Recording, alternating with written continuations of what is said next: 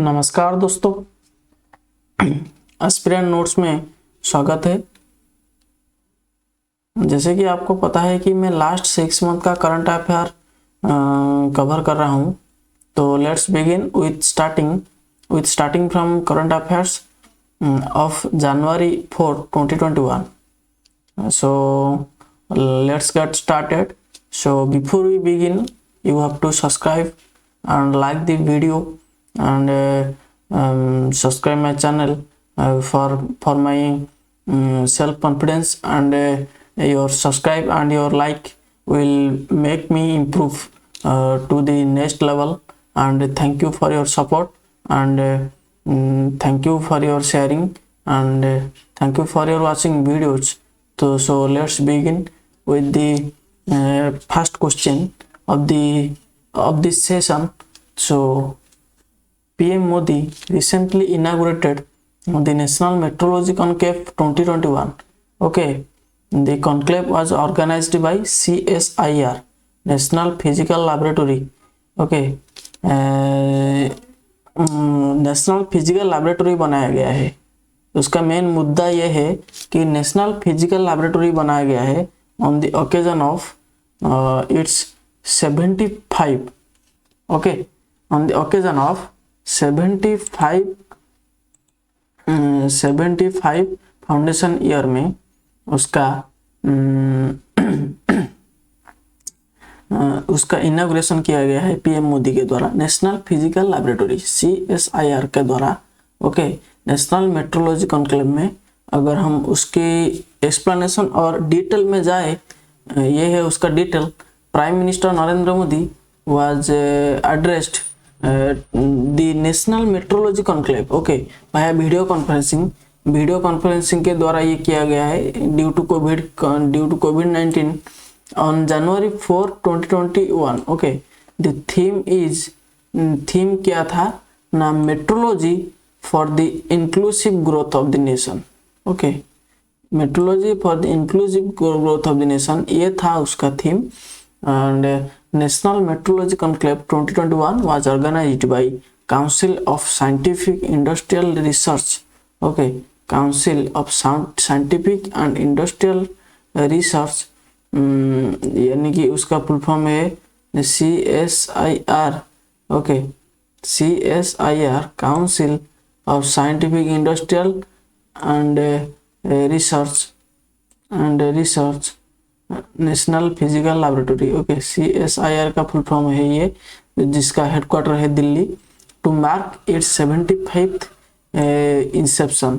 Year of inception. Okay, तो national physical laboratory बनाया गया है क्यों ना, CSIR यानी कि council of scientific and industrial research के द्वारा। ओके, न्यू दिल्ली में उसका हेडक्वार्टर है, ये मोदी जी के द्वारा बनाया गया है। ओके,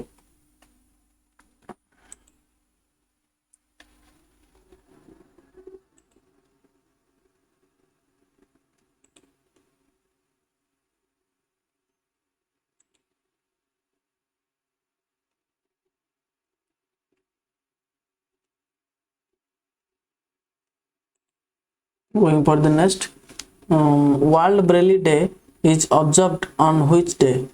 किस डे में वर्ल्ड ब्रेली डे बनाया गया है? ऑप्शन बी है उसका सही आंसर, ऑप्शन बी है उसका सही आंसर। ओके, ऑप्शन बी ही है उसका सही आंसर। जनवरी 4, यानी कि जनवरी 4 में वर्ल्ड ब्रेली डे मनाया जाता है। क्यों, आपको पता होगा, बर्थ एनिवर्सरी है लुइस ब्रेली का। लुइस ब्रेली कौन होते हैं ना, Louis Braille is the inventor of Braille. Okay, तो ब्रेली कैरेक्टर होता है ना ब्लाइंड लोगों के लिए, एक ब्लाइंड पीपल के लिए, तो ब्रेली कैरेक्टर का, ब्रेली वर्ड का जो इन्वेंटर थे वो। ओके, इसलिए वर्ल्ड ब्रेली डे एक डे ऑब्जर्व किया जाता है ऑन व्हिच डे, जनवरी 4। तो जनवरी 4 इज ऑब्जर्व्ड आज world Braille day to mark the birth anniversary of Louis Braille. Okay, the Malala Yousafzai Scholarship Act has been passed by which country for the for the welfare of Pakistani diaspora female. Okay, answer है उसका United States. Okay, United States congress ने इसको pass किया है उसकी White House parliament में। Okay, उसका governing body होता है। US Congress has passed the Malala Yousafzai Scholarship Act to increase the number of scholarship for Pakistani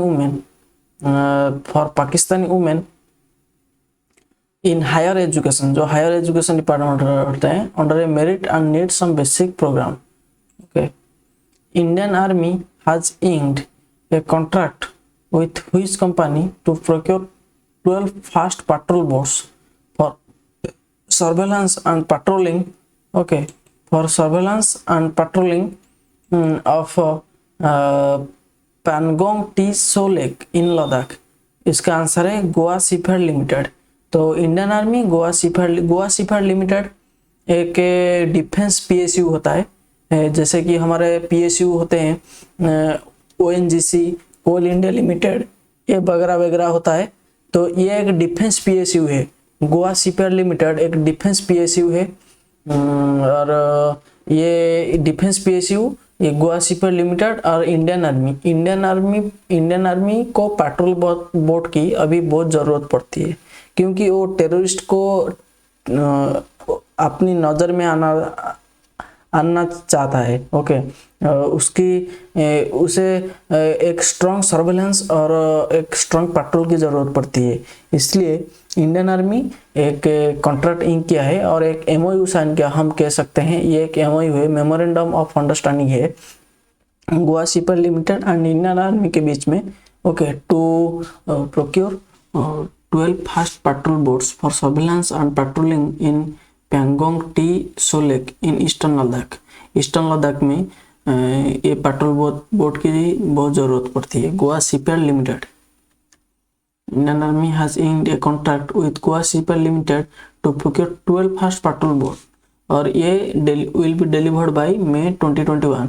ये May 2021 के अंदर ये डिलीवर हो जाएगा। ओके, तो which organization has approved $100 million loan for India to upgrade power distribution system in Bangalore। तो बेंगलोर में जो उसका पावर डिस्ट्रीब्यूशन है उसको ज़्यादा अपग्रेड करने के लिए, उसको ज़्यादा मॉडर्नाइज करने के लिए, अपग्रेड करने के लिए एक $100 मिलियन लोन की US डॉलर 100 मिलियन लोन की अप्रूवल किया गया है इंडिया को। ओके, क्योंकि बेंगलुरु में किया जाएगा और ये एशियन डेवलपमेंट बैंक के द्वारा किया गया है। ये बेंगलोर के ऊपर एशियन डेवलपमेंट बैंक का बहुत बड़ी मेहरबानी कह सकते हैं आप। ओके, ये लोन देकर ये बेंगलोर सिटी को डेवलप करने के लिए। तो एशियन डेवलपमेंट बैंक के बारे में अगर हम बात करें तो उसका हेडक्वार्टर है मानिला फिलीपींस पर, और उसका जो ये होते हैं, जो चेयरमैन होते हैं, उसका नाम है मटासुगु अस्कावा। ओके, मैं पहले वीडियो में बताया था, उसको अगर हम गूगल सर्च करेंगे तो ज़्यादा उसका प्रोनाउंसिएशन एंड स्पेलिंग हम चेक कर सकते हैं। उसका हेडक्वार्टर है मानिला Philippines. Okay, Manila Philippines.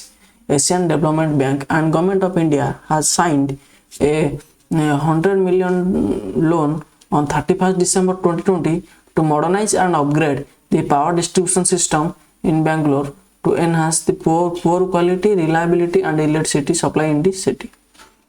Who has been appointed as new CJ of Common High Court for the UT of JK and Ladakh?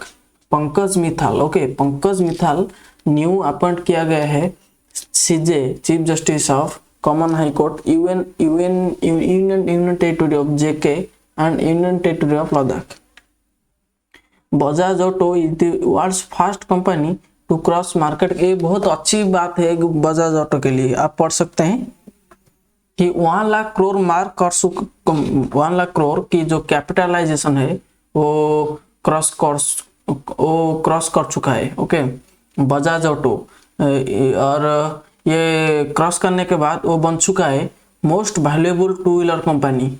Across the globe, मतलब अगर हम ग्लोबली देखें तो टू व्हीलर कंपनी में बजाज ऑटो की, और अगर हम ग्लोबली देखें तो टू व्हीलर कंपनी की लिस्ट में बजाज ऑटो ही आएगा।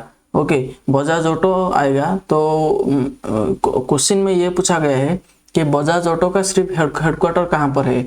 ओके, अगर एक कंपनी फेमस हो जाता है, क्वेश्चन में ऐसे माने हमारे जो आईबीपीएस की जो एग्जामिनर होते हैं उनका साइकोलॉजी थोड़ा अलग होता है। ओके, अगर एक कंपनी फेमस हो जाता है, अगर एक कंपनी के साथ बहुत बड़ी लोन एग्रीमेंट होता है, अगर एक कंपनी के साथ बहुत बड़ी एक स्ट्रॉन्ग एमओयू साइन किया जाता है, ओके, तो इसलिए सिर्फ उस कंपनी के चेयरमैन और उसकी एस्टेब्लिशमेंट ईयर, उसकी हेडक्वार्टर, ये सिर्फ वही एग्जाम में पूछा जा सकता है। ओके, इसलिए where is the headquarter of Bajaj auto. Okay, the headquarter is in Pune city. Okay, the Pune city of India. तो उसमें बजाज ऑटो का हेडक्वार्टर है। ये भी एक, अगर हम देखेंगे, हम पहले तो देखते हैं गोवा सीपीआर लिमिटेड एक डिफेंस पीएसयू होता है, और ये एक नया डिफेंस पीएसयू है। ओके, जो कि है garden Reach Ship Builders and engineer. Okay, garden Reach ship builder and engineer, इसका हेडक्वार्टर है कोलकाता पर। ये इंडियन नेवी के साथ, ओके, ये इंडियन नेवी को डिलीवर किया है, उसका final and eighth ship that is MKIV landing craft utility LCU। I repeat, MKIV landing craft utility LCU।